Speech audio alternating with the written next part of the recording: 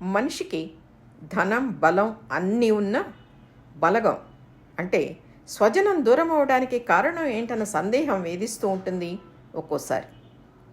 అదుపు లేని మాటల వల్లే ఆ పరిస్థితి తలెత్తుతుంది. నీ మాట నిశ్శబ్దాన్ని మించినదైతే తప్పకుండా మాట్లాడమన్నారు మహాత్ములు. వాచాలత్వం లేని వాక్ సంపద వల్ల అంతా శుభమే అని బోధించిన అన్నమయ్య కూడా వాచక తపస్సు విశిష్టత తెలియచెప్పారు. ప్రియం, అప్రియం, ప్రియాతి ప్రియమైన మాటల ప్రస్తావన భగవద్గీతలోనూ ఉంది. చివరికి మిగిలేది ఏదని అడిగితే వాక్ సంపత్తి ద్వారా ఏర్పడే సత్కీర్తి మాత్రమే అని కఠోపనిషత్ చెబుతోంది. జీవితంలో సమస్త సంపదలు ఉన్నా మనశ్శాంతి కరవడానికి మూల కారణం మాటల తీరు కావచ్చు. ప్రకృతికి ఒక నియమం ఉంది. అది సమస్త జీవరాశితో సహా మానవులకు వర్తిస్తుంది. నీటి పాత్రలో రాళ్లు వేసి నేల మీద పోసినప్పుడు నీరు భూమిలోకి ఇంకిపోతుంది. కఠినమైన రాళ్ళు అలాగే మిగిలిపోతాయి. మనిషి జీవనయాత్ర ఆ జలం లాంటిది. అన్నీ అంతర్ధానమవుతాయి, కానీ నోటి నుంచి వెలువడిన కఠినమైన మాటలు మాత్రం జనం గుండెల్లో ఇంకిపోకుండా కలకాలం నిలిచిపోతాయి. ఒక మహారాజు ప్రజలకు విందు ఏర్పాటు చేశాడు. అదే రోజున ఒక గృహస్థు కూడా తన ఇంట్లో పూజలు చేసుకుని విందుకు రావాలని ఆత్మీయులను ఆహ్వానించాడు.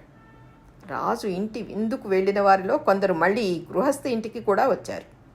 కోటలో సేవకులు విసుగుతో పెట్టిన భోజనం వారికి రుచించలేదు. గృహస్థు ఆత్మీయమైన పలకరింపుతో వడ్డించిన మామూలు పలహారం అమృత సమానమై వారికి సంతృప్తినిచ్చింది. మధురమైన సంభాషణ పంచభక్ష పరమాణాలకన్నా మిన్నే కదా. లంకలో సీతమ్మను చూసి వచ్చిన హనుమంతుడు తొలి మాటగా చూశాను సీతమ్మను అని రాముడి ఆందోళన ఉపశమించేలా పొందికైన పదాలతో చెప్తాడు. అటువంటి పలుకులు మనసులను రంజింపచేస్తాయి, మనోధైర్యాన్ని ఇస్తాయి. చాణక్య నీతిలో శుభవాక్యాల వివరణ ఉంది. ఒక దుకాణంలో వృద్ధురాలు గాజు సామాను కడుతుండగా ఒక పాత్ర చేజారి వేలికి గాయమైంది. ఆ వయసులో ఆమెకి అది కష్టమైన పని అయినా భుక్తి కోసం చేస్తోంది. యజమాని కోపడి పనిలోంచి తీసేస్తాడని భయపడింది. కానీ అతడు, అవ్వా విశ్రాంతి తీసుకో, ఈరోజు నీకు ఎక్కువ శ్రమ ఇచ్చాను అనగానే ఆమె ఆనందంతో, ఏం పర్వాలేదయ్యా, పని పూర్తి చేసి కూర్చుంటాను అని చెప్పింది.